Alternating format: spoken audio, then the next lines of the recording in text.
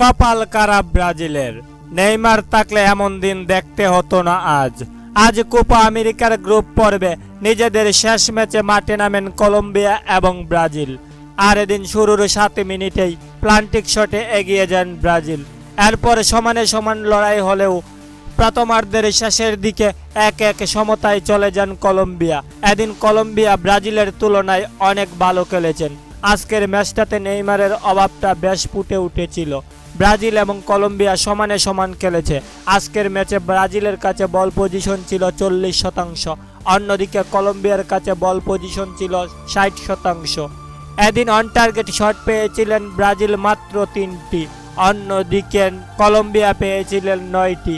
Pass position ছিলেন কলম্বিয়ার কাছে 280টি, অন্যদিকে ব্রাজিল মাত্র 250টি পাস পজিশন খেলেছেন। এদিন শুরুতে ব্রাজিল খুব আক্রমণাত্মক ফুটবল খেললেও শেষের দিকে তেমন কিছুই করতে পারেননি তারা। আর এতেই বোঝা যাচ্ছিল আজকের ম্যাচে নেইমারের অভাবটা হারে হারে টের পেয়েছে ব্রাজিল।